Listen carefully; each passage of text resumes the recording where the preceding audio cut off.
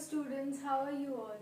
So as you all know that we were doing the first chapter of class 11 CBSE Commerce and उस chapter में हमने अभी तक देखा है इंडस्ट्रीज के बारे में शुरू कर दिया था लास्ट वीडियो में। एंड उसमें हमने देखा था कि इंडस्ट्री जो होती है वो प्राइमरी होती है, सेकेंडरी होती है, टर्शरी होती है। तो ये शुरू यहीं से हुआ था आपका कि जो आपका बिजनेस है उसके दो क्लासिफिकेशंस हैं, इंडस्ट्री एंड कॉमर्स। उसके बाद इंडस्ट्री के क्लासिफिकेशंस आएंगे, कॉमर्स के क्लासिफिकेशंस आएंगे। इंडस्ट्री की अगर हम बेसिकली बात करें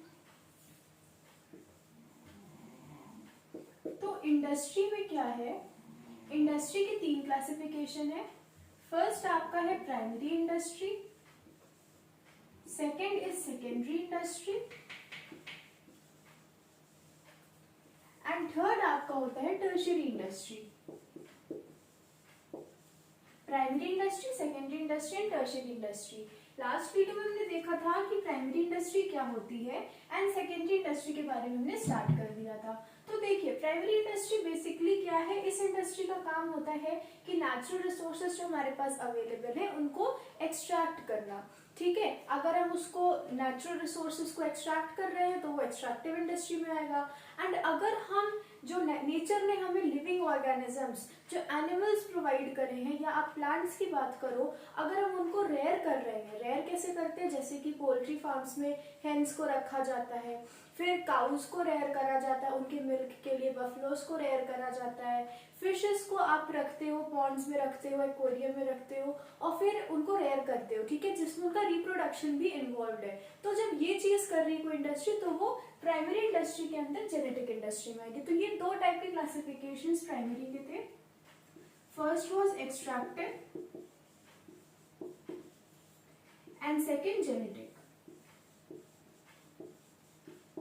ठीक है, इतना इसमें हमने देख लिया था। उसके बाद हम सेकेंडरी इंडस्ट्री पर आते हैं। तो सेकेंडरी इंडस्ट्री का काम यही है कि प्राइमरी इंडस्ट्री से उसको जो जो प्रोडक्ट मिले हैं उन सबको यूज करके एक फिनिश्ड गुड बनाना। तो इसका काम ये था कि जो जो इसमें से प्रोडक्ट उसको मिले, प्राइमरी से जो प्रोडक्ट सेकेंडरी को मिले हैं वो सेकेंडरी इंडस्ट्री के लिए क्या है, सेकेंडरी इंडस्ट्री के लिए रॉ मटेरियल्स है। ठीक है, अब जैसे कि अगर आपको कुछ बनाना होता है, फॉर एग्जांपल आपको घर में वेजिटेबल कुक करनी है तो आप शॉप से जाके, मार्केट से जाके वेजिटेबल लेकर आते हो और फिर आप उसको कुक करके डिश बनाते हो। तो वो जो वेजिटेबल आप परचेज करके लाए हो वो उस शॉपकीपर के लिए तो उसका प्रोडक्ट है जो वो सेल कर रहा है, लेकिन आपके लिए क्या, आपके लिए वो एक रॉ मटेरियल है, बिकॉज आप उस अनफिनिश्ड गुड को, उस अनकुक्ड वेजिटेबल्स को कुक करके एक फिनिश्ड गुड बनाओगे। तो सिमिलरली इस इंडस्ट्री के, प्राइमरी इंडस्ट्री के जो प्रोडक्ट्स हैं वो सेकेंडरी इंडस्ट्री के रॉ मटेरियल्स होते हैं और secondary industry in raw materials को फिनिश्ड गुड्स में कन्वर्ट करती है, फिनिश्ड गुड्स में कन्वर्ट करती है। और सेकेंडरी इंडस्ट्री में आपके फिनिश्ड गुड्स तैयार हो जाते हैं। सेकेंडरी इंडस्ट्री के अंदर ही वो सारी इंडस्ट्रीज, मतलब दुनिया में जितना भी प्रोडक्ट बन रहा है वो सब सेकेंडरी इंडस्ट्री में क्रिएट होकर आया है। आप जितने भी प्रोडक्ट्स देख रहे हो अपने पास वो सब सेकेंडरी इंडस्ट्रीज में क्रिएट हो गए, मतलब फिनिश्ड गुड आपका इस सेकेंडरी इंडस्ट्री में तैयार हो जाता है। ठीक है, अब जो ये सेकेंडरी इंडस्ट्री में हमने देखा कि रॉ मटेरियल से फिनिश्ड गुड में कन्वर्ट करते हैं, तो सेकेंडरी इंडस्ट्री के भी आपके दो क्लासिफिकेशंस हैं। इसके भी आपके दो क्लासिफिकेशन है, दो टाइप की होती है सेकेंडरी इंडस्ट्री। एक आपकी होती है मैन्युफैक्चरिंग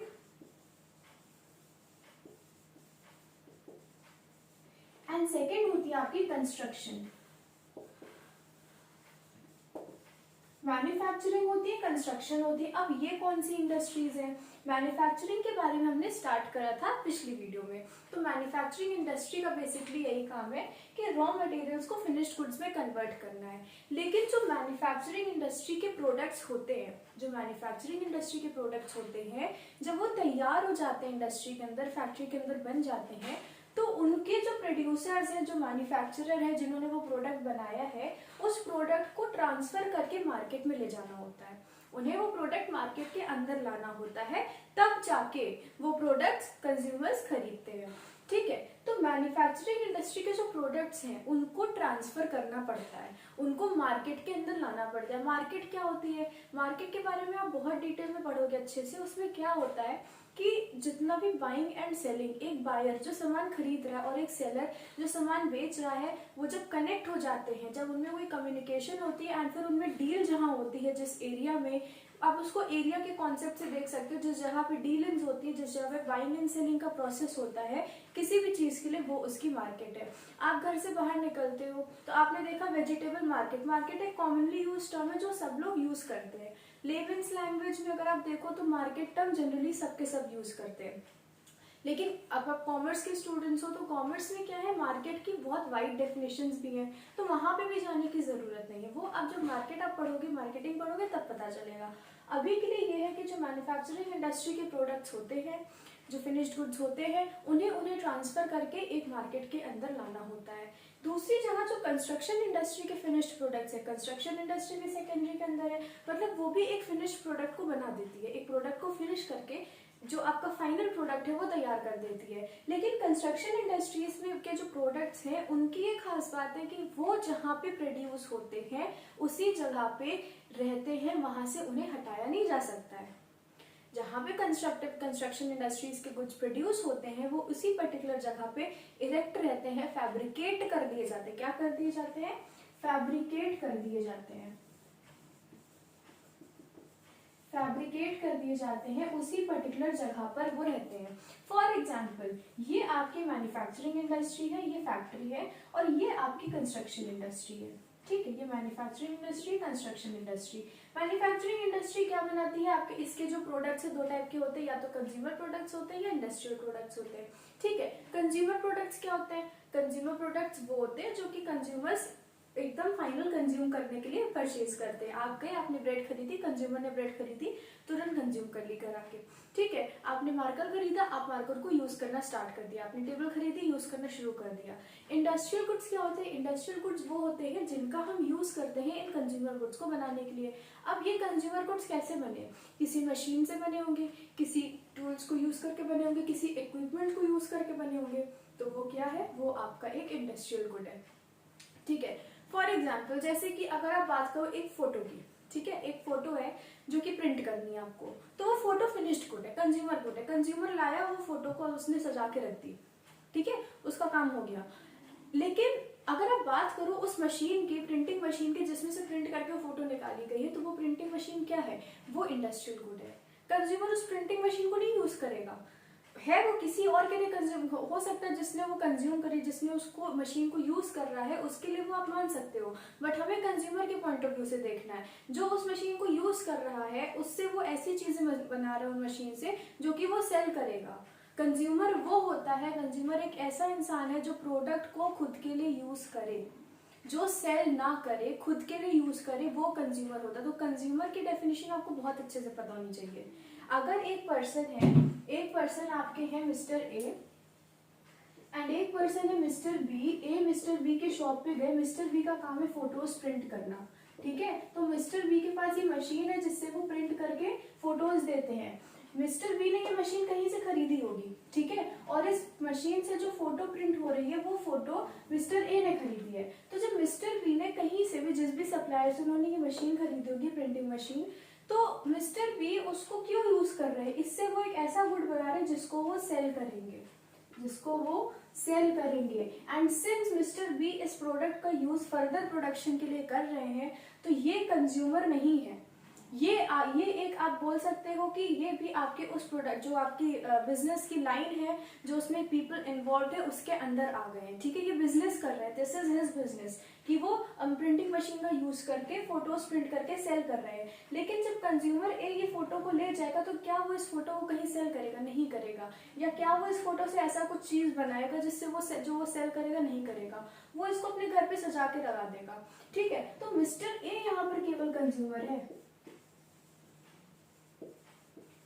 मिस्टर ए केवल कंज्यूमर है यहाँ पे। अगर मिस्टर ए भी, मान लीजिए मिस्टर बी ने जो मशीन खरीदी उसको वो अपने घर पे रख के, बिकॉज देखो उसको अगर वो घर पे रख लिया उन्होंने, ठीक है, मिस्टर बी ने मशीन को घर के अंदर अपने रख लिया है और वो उसको यूज कर रहे हैं अपने खुद के कामों के लिए, ठीक है, या फिर उसको और ऐसे काम के लिए यूज करें जिससे उन्हें मनी इनकम नहीं मिल रही है, तो वो कंज्यूमर हो जाएंगे उस गुड के। तो डिपेंड करता है कि एक पर्टिकुलर इंसान एक पर्टिकुलर गुड को किस तरीके से यूज कर रहा है। अगर वो खुद के कंजम्पशन के लिए यूज कर रहा है then that person is the consumer, otherwise वो प्रोड्यूसर है। अगर वो उससे कुछ और यूज करके कुछ सेल कर रहा है, या उस मशीन को ही सेल कर रहा है, या उस गुड को सेल कर रहा है फर्दर मनी इनकम गेन करने के लिए, तो वो क्या हो जाएगा, तो आपका प्रोड्यूसर हो जाएगा, वो कंज्यूमर नहीं है, वो कंज्यूमर नहीं होगा। तो यहाँ पे बात हो रही थी कि ये आपकी एक मैन्युफैक्चरिंग इंडस्ट्री है, ये आपकी कंस्ट्रक्शन इंडस्ट्री है। तो बात शुरू हुई थी कि मैन्युफैक्चरिंग के जो गुड्स होते हैं दो टाइप के होते हैं, consumer goods and industrial goods. ठीक है, तो कंज्यूमर इंडस्ट्री आपको पता चल गया है, जो आप तुरंत यूज करके कंज्यूम करके खत्म करते हो कंज्यूमर गुड, और जिन चीजों का यूज हम फर्दर प्रोडक्शन के लिए करते हैं, फाइनल गुड्स को बनाने के लिए करते हैं, वो आपके इंडस्ट्रियल गुड्स होते हैं। ठीक है, तो अब यहाँ पर है कि मैन्युफैक्चरिंग इंडस्ट्री ने गुड बनाया, इन्होंने क्या बनाया, इन्होंने बना दिए पेन्स। पेन होते हैं, इन्होंने पेन्स प्रोड्यूस कर दिए, खूब सारे पेन्स। और ये जो कंस्ट्रक्शन इंडस्ट्री है, अब कंस्ट्रक्शन इंडस्ट्री ऐसा कौन सा गुड बना रही है कि वो मार्केट में नहीं जा सकता, वो फिक्स होता है एक जगह। आप कुछ सोचो कैसे बन सकते हैं, कैसे ऐसे गुड्स होते हैं कि वो जहां पे बना दिए जाते हैं वो वहीं पे हमेशा रहते हैं। ठीक है, वो क्या होते हैं, आपके हो गए ब्रिजेस, बिल्डिंग्स, ठीक है, बिल्डिंग्स हो गए, ब्रिजेस हो गए, फिर कोई भी, अब देखिए बिल्डिंग के अंदर सब आपका आ गया, कोई सिनेमा थिएटर हो गया, कोई कुछ भी ऐसी चीज हो गई जो जहां पे बना दी गई है वो हमेशा के लिए वहीं पे रहेगी। टावर्स की अगर आप बात करो, ठीक है, हम लोग क्या बोलते हैं कि हम लोग बोलते हैं टावर्स का प्रोडक्शन हो रहा है, या फिर ब्रिज जो बन रही है ब्रिज का प्रोडक्शन हो, कहते ब्रिज का कंस्ट्रक्शन हो रहा है, टावर का कंस्ट्रक्शन हो रहा है, building is under the process of construction. We don't say कि बिल्डिंग का प्रोडक्शन हो रहा है, बट हम पेन्स के लिए बोलेंगे कि यहाँ पे पेन की प्रोडक्शन होती है, नॉट पेन की कंस्ट्रक्शन होती है। तो production and construction are two different terms. Production उन चीजों का किया जाता है जिन्हें हम मार्केट में ले जाके सेल करते हैं, कंस्ट्रक्शन उन चीजों का किया जाता है जो जहाँ पे बन जाती है वहीं पे रहती है। We can't take that product to the market for selling and doing the further business activity. वो जहाँ पे रहती है उसी जगह पे फैब्रिकेट रहती है।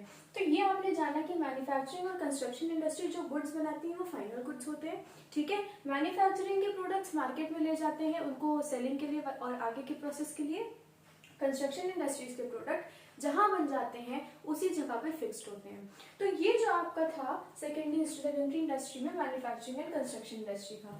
लेकिन भाई अब कॉमर्स है, उस पर इतनी जल्दी तो कहानी खत्म नहीं होगी। तो अब ये क्या कर दिया इन्होंने मैन्युफैक्चरिंग का कर दिया क्लासिफिकेशन। इन्होंने क्या कर दिया, इन्होंने मैन्युफैक्चरिंग का क्लासिफिकेशन कर दिया।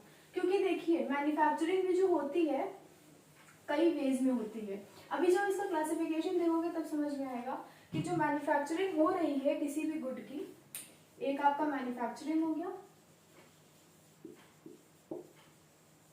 और दूसरा आपका कंस्ट्रक्शन हो गया। ये दो इंडस्ट्रीज थी।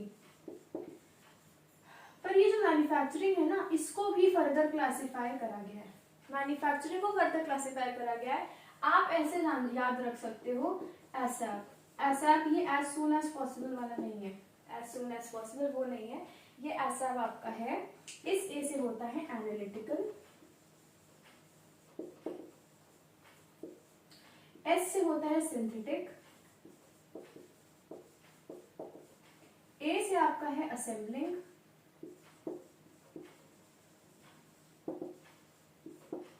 एंड पी से आपका है प्रोसेसिंग। ये चार इंडस्ट्रीज आपकी किसके अंदर आती है, मैन्युफैक्चरिंग के अंदर आती है। जो आपका जितना भी मैन्युफैक्चरिंग का काम है, जितनी भी मैन्युफैक्चरिंग हो रही है, उसको आप इन चार टाइप की इंडस्ट्रीज के अंदर क्लासिफाई कर सकते हो। तो क्या ये एसएप क्या है, एसएप है ए से एनालिटिकल इंडस्ट्री। एनालिटिकल इंडस्ट्री क्या होती है, देखो एनालिटिकल का सिंपल सा मतलब है कि जो ये एनालिटिकल इंडस्ट्री में लोग हैं वो क्या करेंगे, वो गए, उन्होंने कोई सामान लिया, कुछ भी करा, उस सामान को वो ब्रेक कर देंगे डिफरेंट पार्ट्स में। ठीक है, इनका काम है कि ये एक रॉ मटेरियल को लेंगे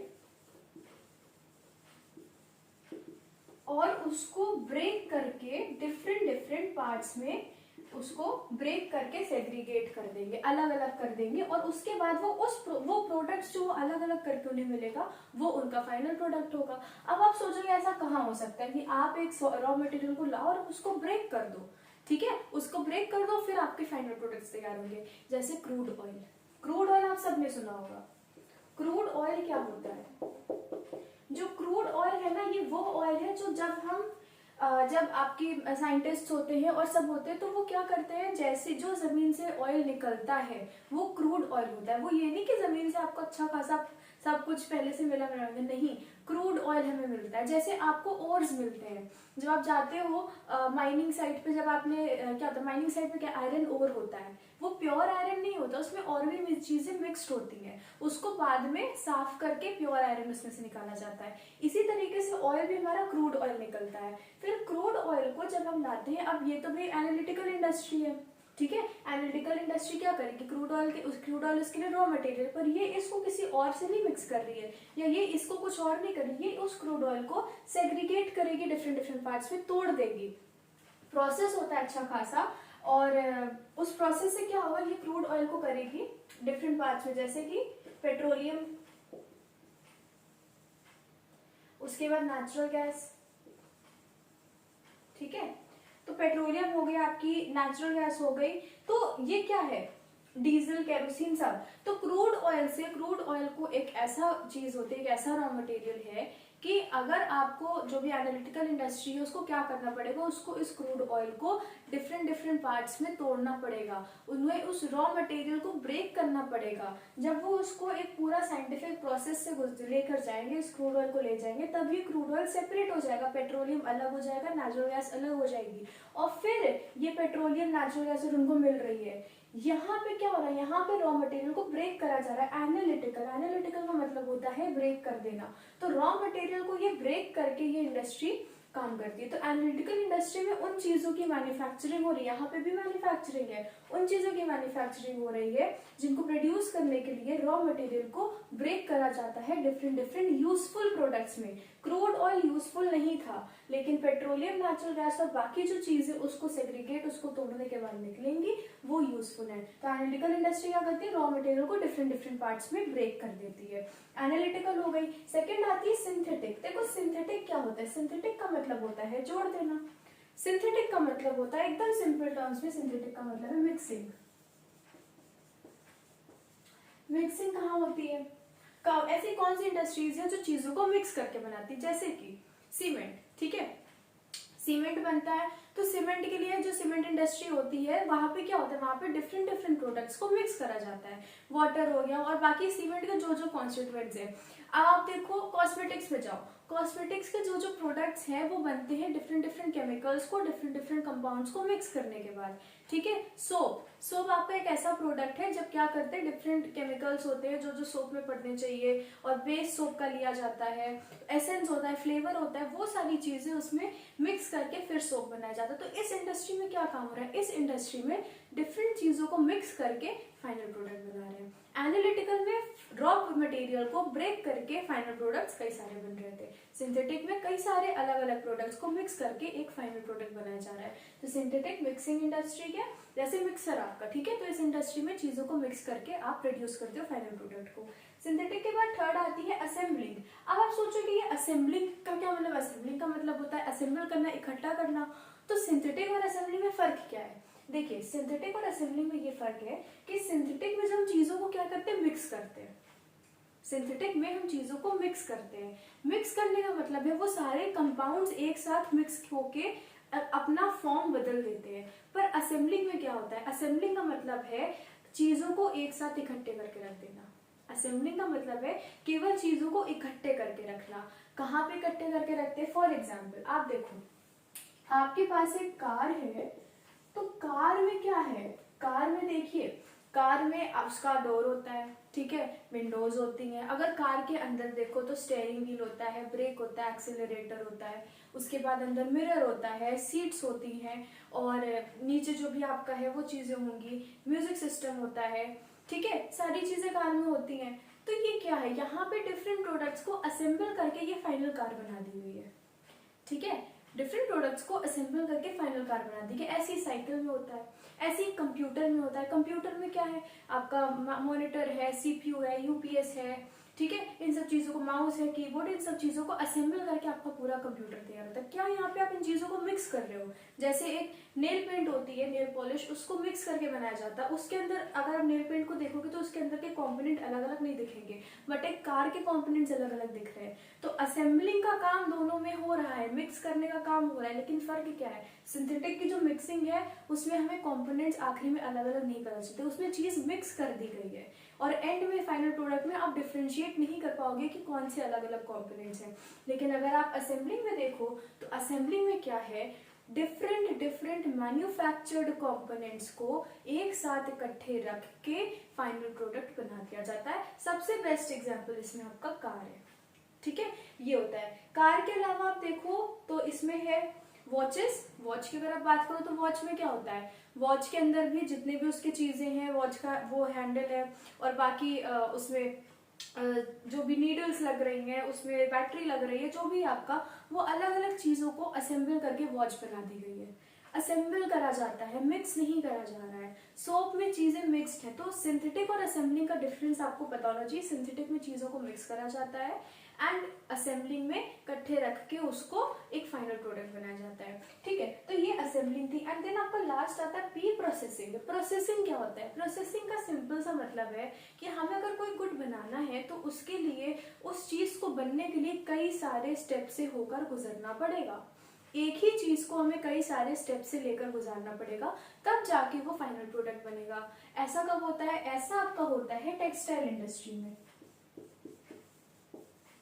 टेक्सटाइल क्या होता है?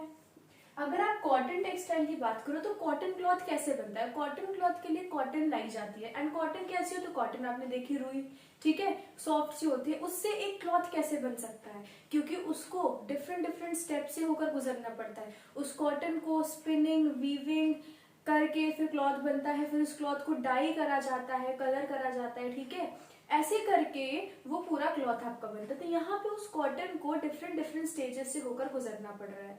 तो ये प्रोसेसिंग है, एक प्रोसेस उसमें बना है किसी गुड को बनाने के लिए। तो प्रोसेसिंग इंडस्ट्री में आ गई। जैसे आपका textile, iron and steel industry. Iron and steel industry में भी यही होता है, जो भी गुड बनना होता है, आयरन होता है, तो उसको डिफरेंट डिफरेंट प्रोसेस होकर गुजरना पड़ता है, तब वो जाके आपकी आयरन की शीट्स बनती हैं। दूसरी तरफ आप शुगर इंडस्ट्री को देखो तो शुगर इंडस्ट्री में क्या होता है? शुगर इंडस्ट्री में जो शुगर होता है आपका शुगर केन, तो शुगर केन से शुगर बनने में से वही प्रोडक्ट है ओरिजिनल, बट उससे शुगर बनाई गई है। कैसे बनाई गई है? वो अलग अलग स्टेप से होकर गुजरता है। तो ये प्रोसेसिंग इंडस्ट्री। तो दुनिया में जितनी भी चीजें बन रही हैं उनको आप इन 4 तरीकों में क्लासिफाई कर सकते हो। या तो वो एनालिटिकल की होगी, एनालिटिकल का मतलब किसी रॉ मटेरियल को ब्रेक करा गया होगा तब वो गुड आपका सामने आया है। या वो सिंथेटिक होगी, सिंथेटिक का मतलब कि कोई ऐसा गुड है उस गुड के अंदर कई सारे चीजें मिक्स्ड है। या असेंबलिंग होगी, ऐसा गुड जिसमें डिफरेंट डिफरेंट पार्ट्स को कंबाइन करके, ज्वाइन करके रखा गया है, मिक्स नहीं करा गया, कंबाइन करा गया, ज्वाइन करा गया है। एंड लास्ट प्रोसेसिंग, ऐसा गुड जिसको आप डिफरेंट डिफरेंट स्टेजेस से लेकर गुजरे हो। तो ये आपकी 4 टाइप की इंडस्ट्रीज थी जो मैन्युफैक्चरिंग के अंदर आती है, ठीक है। ये 4 टाइप की इंडस्ट्रीज थी जो मैन्युफैक्चरिंग के अंदर आती। बाकी आपका जो कंस्ट्रक्शन इंडस्ट्रीज है वो सिंपल कंस्ट्रक्शन है, उसमें कोई क्लासिफिकेशन आपका नहीं आता है।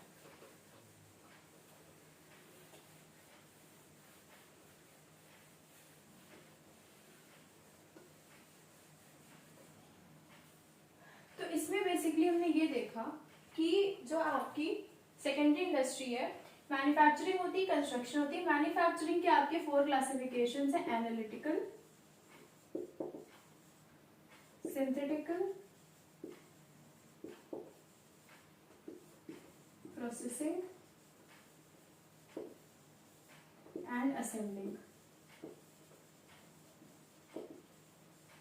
और बाकी सेकेंड टाइप की जो आपकी इंडस्ट्री होती है वो होती है कंस्ट्रक्शन। तो इंडस्ट्रीज में अभी हमने प्राइमरी देख ली है। प्राइमरी में 2 होती हैं, एक्सट्रैक्टिव होती है, जेनेटिक होती है, एंड सेकेंडरी में मैन्युफैक्चरिंग एंड कंस्ट्रक्शन होती है। मैन्युफैक्चरिंग के 4 पार्ट्स हैं, एनालिटिकल, सिंथेटिकल, प्रोसेसिंग, असेंबलिंग। ऐसा आप अगर याद रखना चाहते हो तो ये 2 इंडस्ट्रीज के बाद हमारी थर्ड आती है टर्शियरी इंडस्ट्री। भी टर्शियरी क्या, देखो टर्शियरी का मतलब होता है थर्ड, ठीक है। टर्शियरी इंडस्ट्री को हम बोलते हैं सर्विस सेक्टर। Service sector.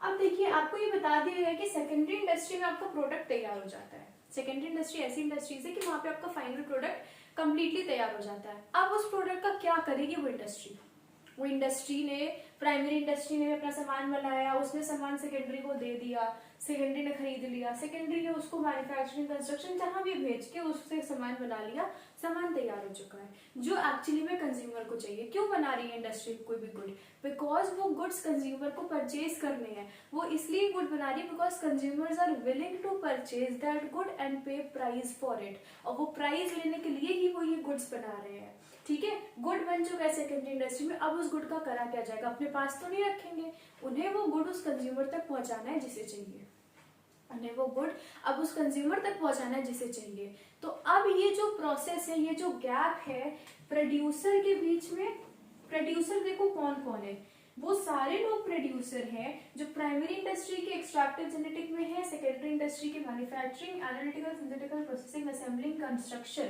इन सब के इंडस्ट्री के अंदर जो मेन प्रोड्यूसर है, मेन हेड है, मेन ओनर है इन टाइप की इंडस्ट्रीज का, वो एक प्रोड्यूसर है। ठीक है, because he is the producing the goods, इधर मैन्युफैक्चरिंग के हो या फिर कंस्ट्रक्शन के हो, वो प्रोड्यूसर है। टर्शरी क्या है? टर्शरी आपका सर्विस सेक्टर है। टर्शरी सर्विस सेक्टर एक ऐसी इंडस्ट्री है जिसमें ऐसी सर्विसेज प्रोवाइड करी जाती है। देखो सर्विस सेक्टर है मतलब यहाँ सर्विसेज प्रोवाइड करी जाती है। प्राइमरी और सेकेंडरी में हमने किसकी बात करी थी? हमने केवल गुड्स की बात करी थी। प्राइमरी और सेकेंडरी इंडस्ट्रीज के अंदर केवल गुड्स इन्वॉल्व होते हैं, कोई भी यहाँ पर सर्विस का डिस्कशन नहीं हुआ। सर्विस की इंडस्ट्री थर्ड आती है टर्शरी इंडस्ट्री। सर्विस इंडस्ट्री क्या सर्विसेज देती है? सर्विसेज क्या होती है? सर्विस एक इनटैंजिबल चीज है जिसको आप ना देख सकते हो, ना छू सकते हो, ना फील कर सकते हो। You can not see it, you can not touch it, you can not feel it, ये सर्विस होती है। ठीक है, hotel services, airline services, teaching services, बाकी आपके जो क्या कहते हैं, अगर आपकी कॉलोनी में कोई वेस्ट इकट्ठे करने आ रहा है तो वो सर्विसेज प्रोवाइड कर रहा है। ठीक है, ये सारी सर्विसेज है, आप इन चीजों को देख नहीं सकते हो। ठीक है, because these things can only be felt, ये एब्स्ट्रैक्ट चीज है, आपने एब्स्ट्रैक्ट नाउन पढ़ा होगा। तो ये क्या है, सर्विसेज को देख नहीं सकते। तो वो सर्विसेज का बहुत इंपॉर्टेंट रोल है। क्यों इंपॉर्टेंट रोल है? बिकॉज सर्विसेज ही वो चीज है, टर्शरी सेक्टर, टर्शरी इंडस्ट्री वो चीज है जो प्रोड्यूसर और कंज्यूमर के बीच के इस गैप को, ये जो गैप है, ये गैप को कवर करने में इस इंडस्ट्रीज का सपोर्ट करती है। इन इंडस्ट्रीज की हेल्प करती है कि अब तो आपने गुड बना लिया, आपको ये गुड पहुंचाना है कंज्यूमर के पास, कैसे पहुंचाओगे? हम आपकी हेल्प करेंगे। डिफरेंट टाइप के प्रॉब्लम्स होती हैं इंडस्ट्रीज को अपने प्रोडक्ट को कंज्यूमर तक पहुंचाने की। प्रोड्यूसर ने तैयार कर लिया है अपना गुड, ठीक है, इनका गुड तैयार हो चुका है, इनके पास कई सारा सामान तैयार हो चुका है, इन्हें पहुंचाना है ये कंज्यूमर के पास। अब इस रास्ते पे, इस गैप में इतने डिफरेंट टाइप के, अलग अलग टाइप के हिंड्रेंसेस आएंगे। क्या आएंगे? हिंड्रेंसेस आएंगे। हिंड्रेंसेस क्या है? प्रॉब्लम्स है। वो डिफरेंट प्रॉब्लम्स आएंगी, जिस प्रॉब्लम्स को फेस करने के लिए, जिस प्रॉब्लम्स में इन प्रोड्यूसर्स की हेल्प करने के लिए तीसरी इंडस्ट्री बनाई गई है, टर्शरी सेक्टर या सर्विस सेक्टर। और सर्विस सेक्टर के अंदर वो सारी चीजें आएंगी जो उन हिंड्रेंसेस को ओवरकम करेंगी, वो इन हिंड्रेंसेस को हटाएंगी प्रोड्यूसर के रास्ते से और उस गुड को कंज्यूमर तक पहुंचाएंगी। तो टर्शरी सेक्टर क्या है? सर्विस सेक्टर है, और इसका काम है इंडस्ट्रीज को सपोर्ट प्रोवाइड करना ताकि वो अपने गुड्स को कंज्यूमर तक पहुंचा सके। प्रोड्यूसर एंड कंज्यूमर या प्रोडक्शन और कंजम्पशन के बीच के गैप को कवर करा जा सके, वो सब इस सर्विस सेक्टर के अंदर आता है। सर्विस सेक्टर में डिफरेंट टाइप की सर्विसेज इंक्लूड होती हैं आपकी। सर्विस सेक्टर में डिफरेंट टाइप की सर्विसेज आती हैं आपकी, एंड वो है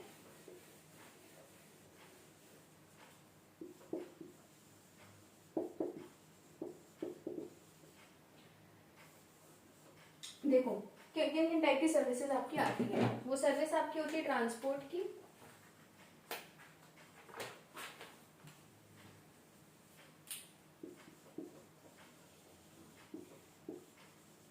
वेयरहाउसिंग, बैंकिंग,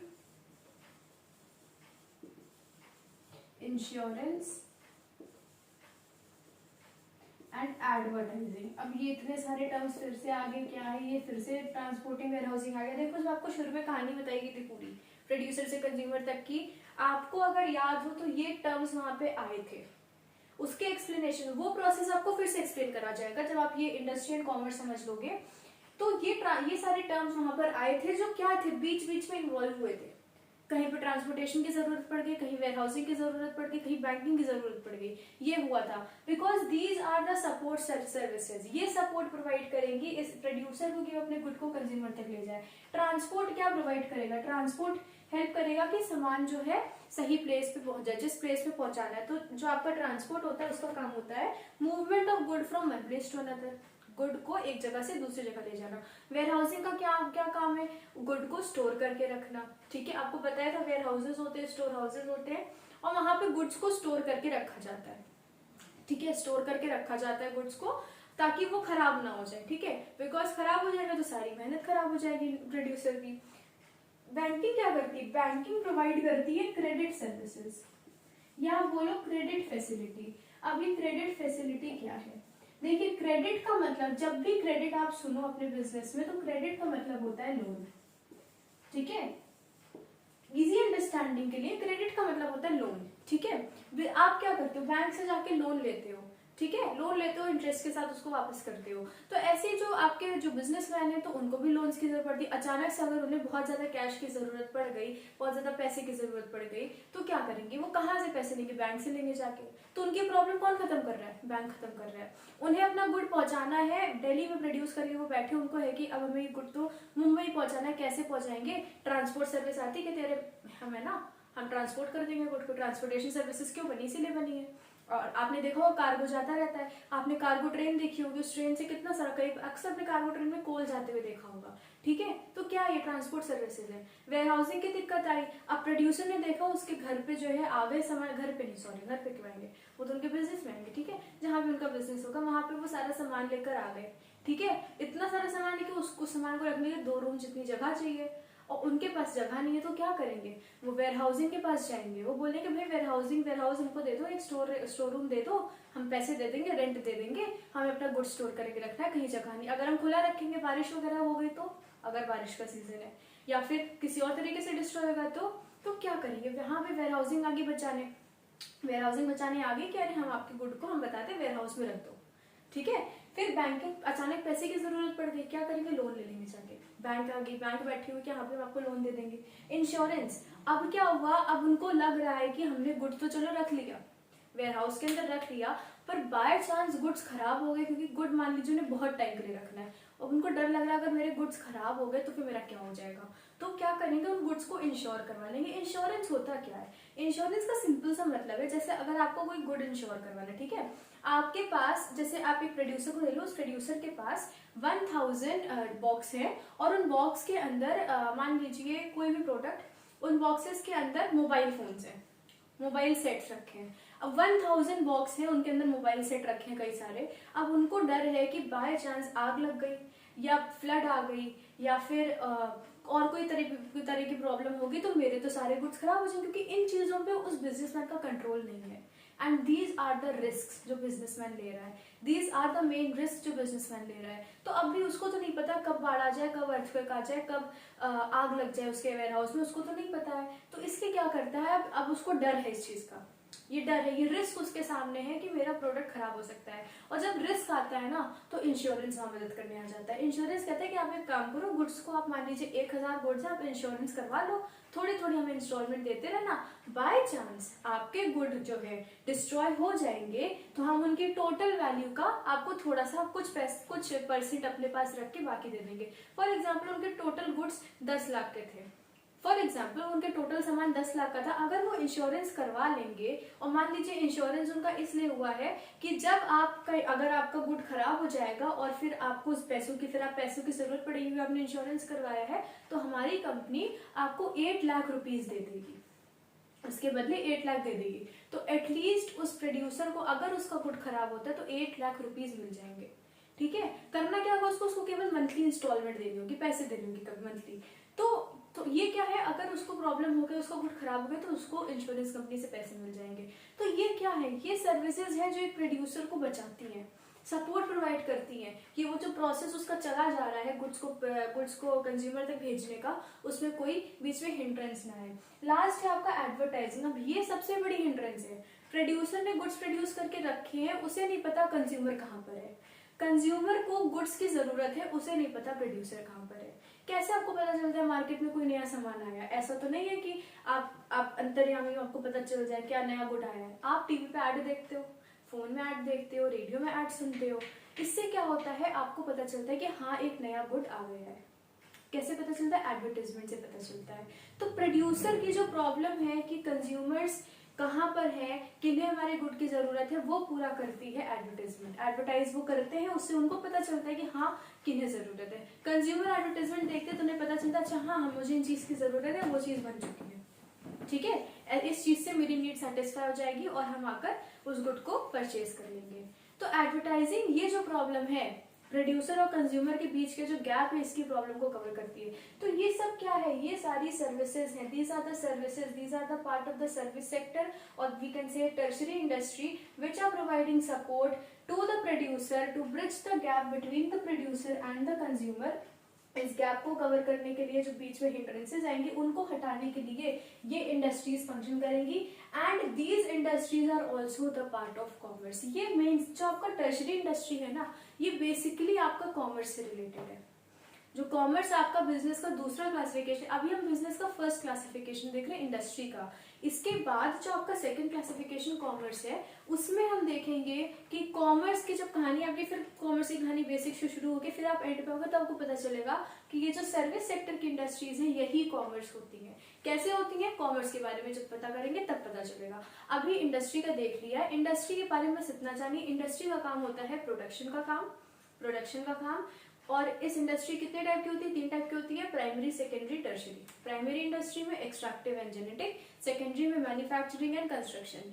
मैन्युफैक्चरिंग के भी फर्दर क्लासिफिकेशन है ASAP, ASAP, analytical, synthetic, processing, assembling, ये होता है। उसके बाद आपका लास्ट टर्शरी इंडस्ट्री। कुछ सर्विसेज आपने देखी जैसे ट्रांसपोर्टेशन की, वेयर हाउसिंग की, बैंकिंग, इंश्योरेंस एंड एडवर्टाइजिंग। ये आपकी कुछ सर्विसेज थी जो टर्शरी इंडस्ट्री में आती हैं। जो दूसरा क्लासिफिकेशन बिजनेस का है विच इज कॉमर्स, उसको हम नेक्स्ट वीडियो में देखेंगे। कॉमर्स क्या करता है? कॉमर्स बेसिकली डिस्ट्रीब्यूशन का काम देखता है। डिस्ट्रीब्यूशन क्या है? यही तो है, प्रोड्यूसर से कंज्यूमर तक आने का जो काम है वो डिस्ट्रीब्यूशन है। और इसी की जो बाधाएं हैं वो कौन हटाता है? सर्विस सेक्टर हटाता है। तो आप देखोगे कैसे कॉमर्स आपका शुरू हुआ, कैसे कॉमर्स को लाया गया, कॉमर्स का क्या क्या काम है, और फिर कॉमर्स को हम ये इंडस्ट्रीज ये क्यों बोलते हैं, सर्विसेज क्यों कॉमर्स में इंक्लूड करी गई, ये उसी का पार्ट क्यों है वो हम लोग देखेंगे नेक्स्ट वीडियोस में। And till then you all take care of yourself, study hard and revise everything. कोई भी आपको प्रॉब्लम हो तो आप नीचे कमेंट करके पूछ सकते हो। And if you like this video then do share it with others, subscribe to the channel and bye.